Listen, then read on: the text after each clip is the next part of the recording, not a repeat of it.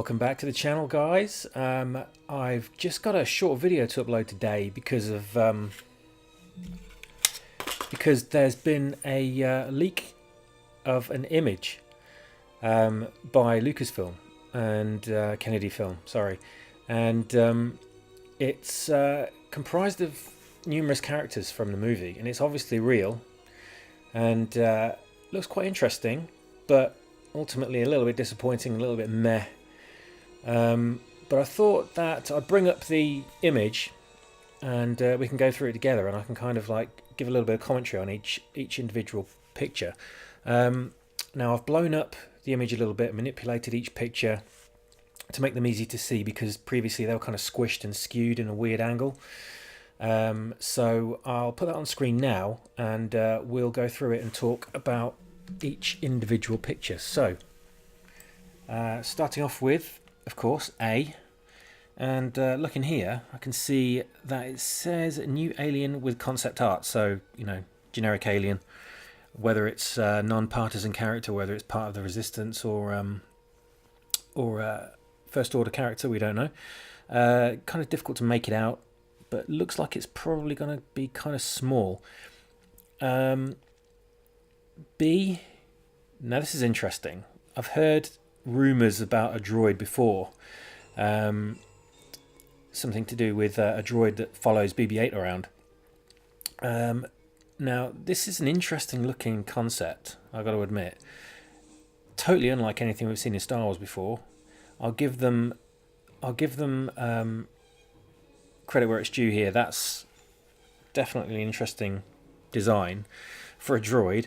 No idea what this thing's supposed to do as a droid, since all droids usually have jobs in Star Wars, and I don't know what this one is, apart from maybe lighting someone's desk for them, maybe, while they work. A little bit reminiscent of the Pixar logo lamp. Lumo, I think it was called, wasn't it? But this is rolling around on a singular wheel. So everyone thought when they first saw the trailer for The Force Awakens, like, how are they ever going to get BB-8 to roll around in real life? How are they going to get a toy of that, you know? And I'm thinking the same of this. I mean, how the hell are we going to get a toy of this? It's just not going to be able to stand up. And if there's any kind of electric version of it made, like there was the Sphero BB-8, I don't know how this thing's going to be made to be remote controlled. If it's just going over on one wheel, it's just gonna.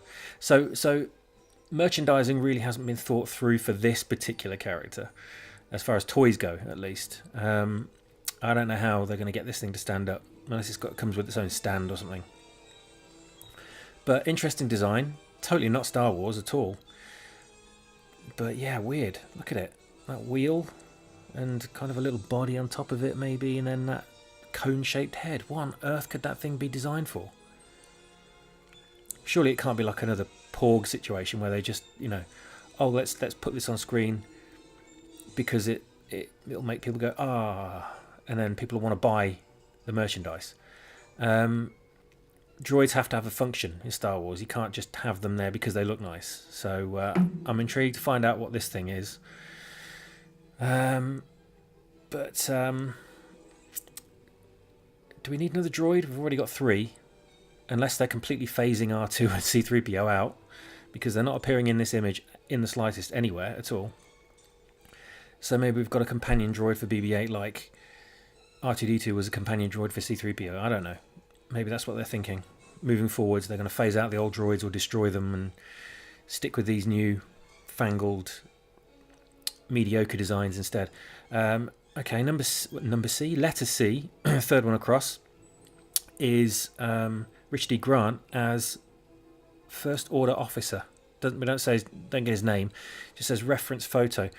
I don't know why we have to have Richard E. Grant in the role. Aren't all the First Order officers all supposed to be youngsters? Aren't they all supposed to be like in their 20s and 30s?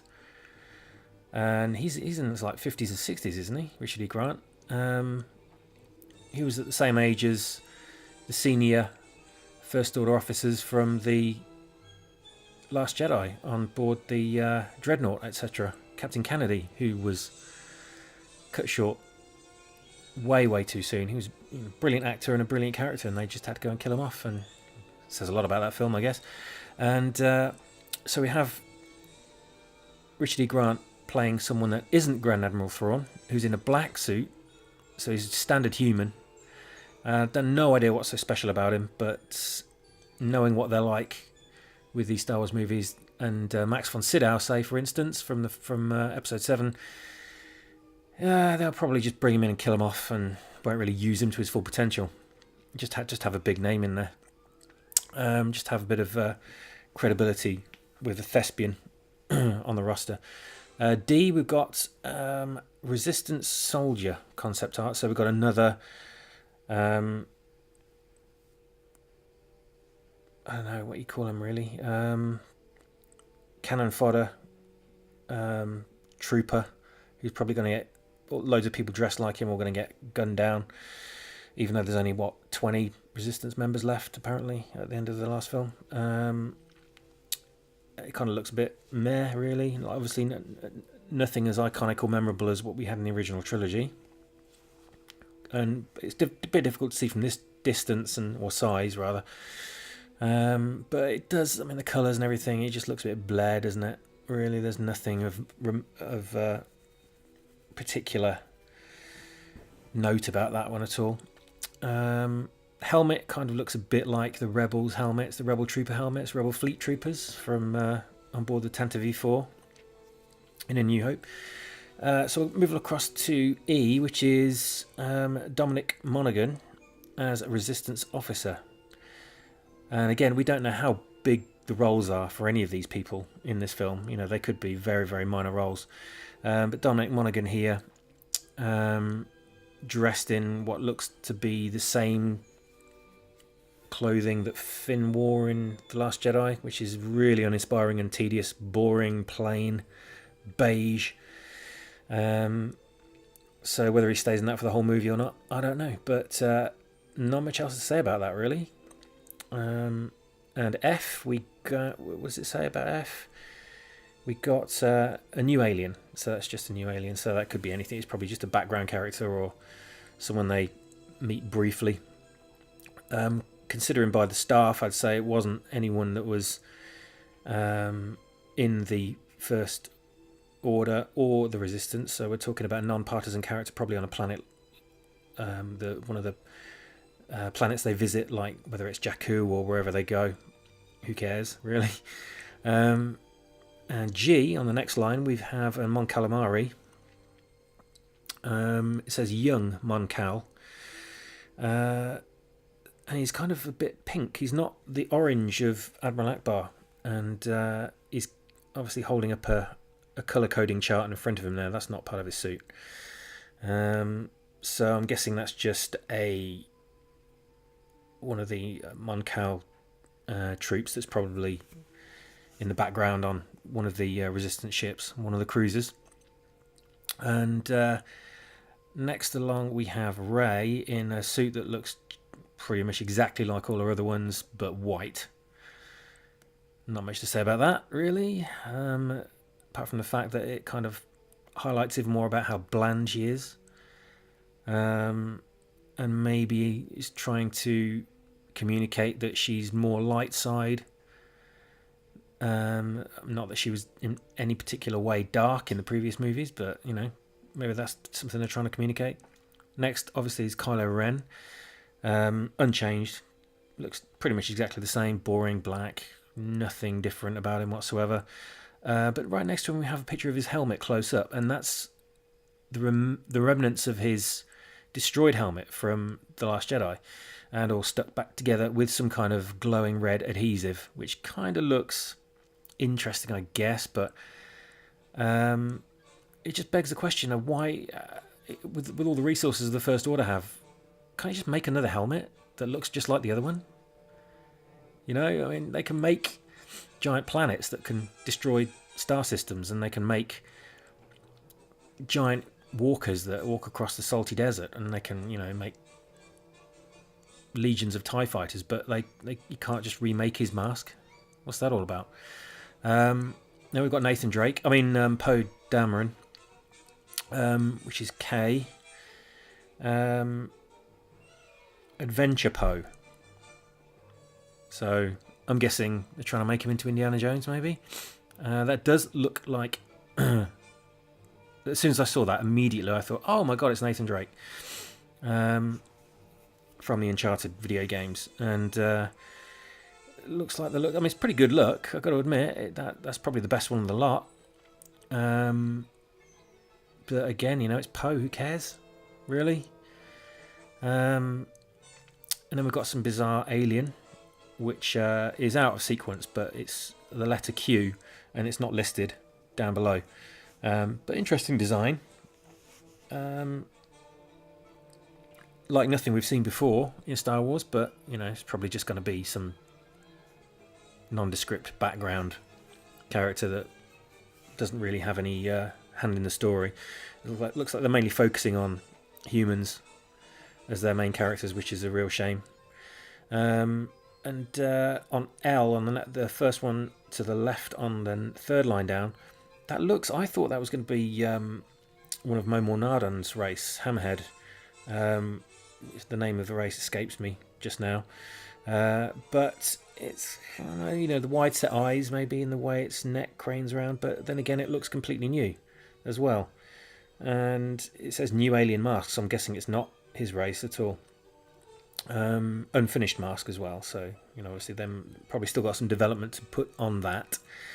And next along we have Horn Pilot, so that could be Resistance, it could be non-partisan. Again, not much to say about that one really. He's got some horns, great for him.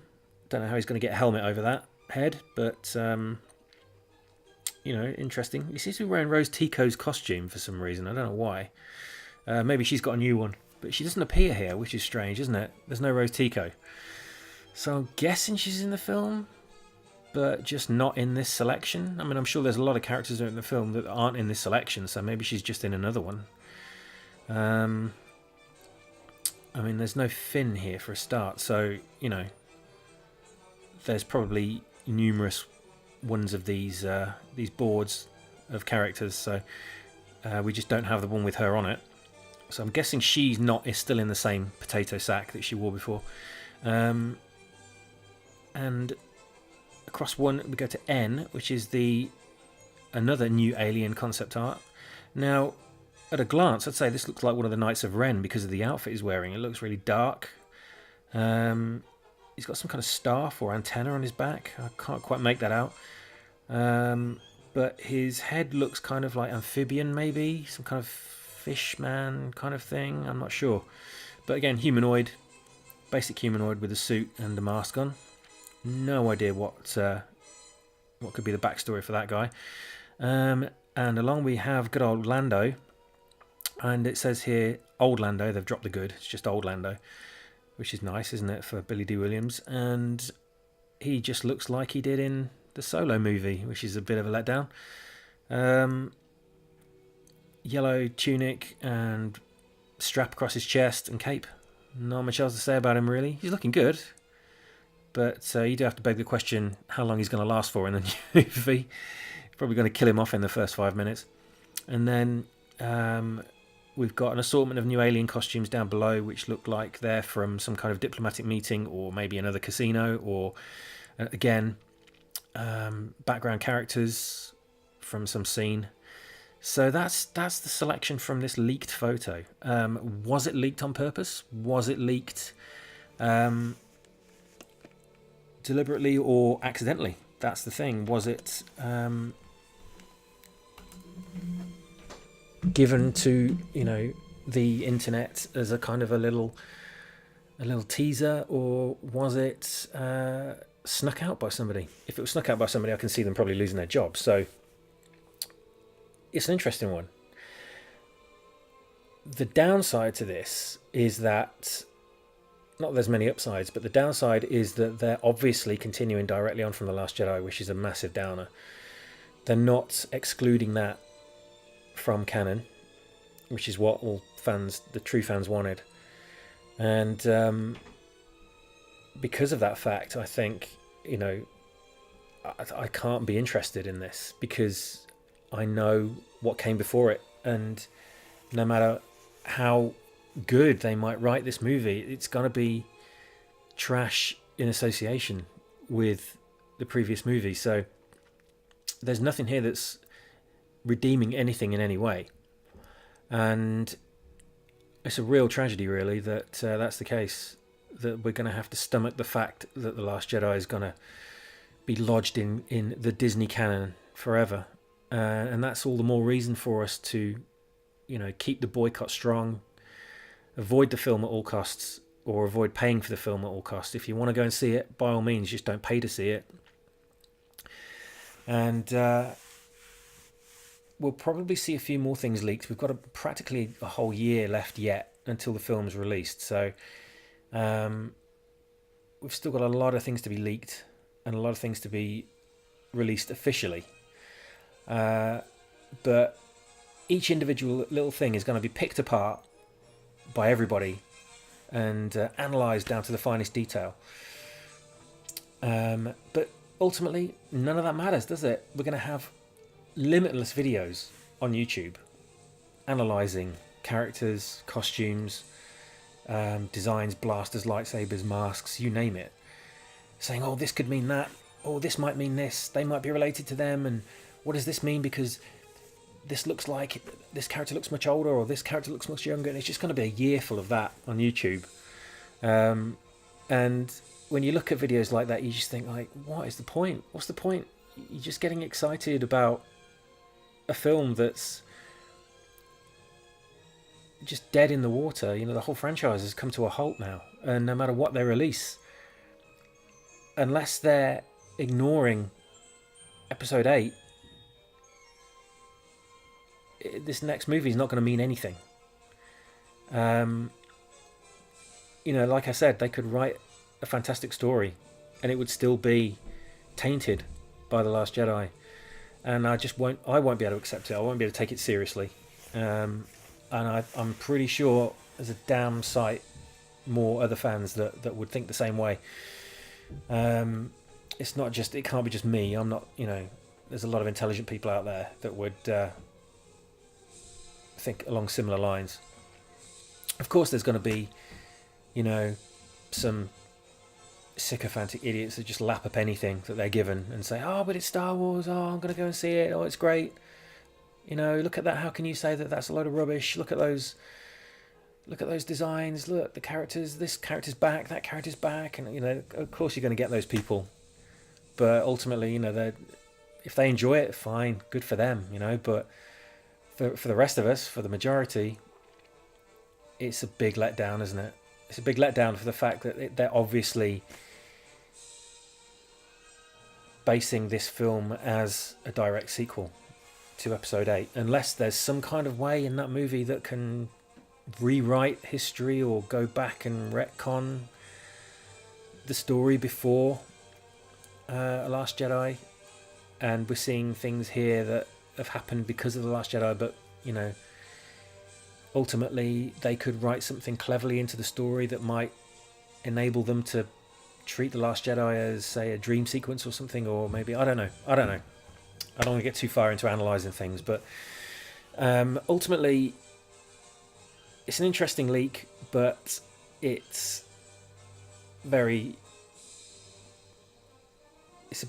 a letdown, because there's nothing there to get excited about regarding, oh, they might be course correcting and turning the franchise around. So that's all I've got for you today, guys. I'd like to hear your comments, and stick some comments down below. I'd love to read them and see what you think to each of these individual images, and also what your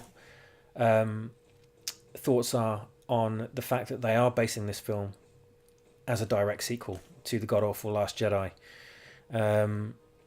dashing any hopes of them ignoring that movie and sidestepping what that movie did.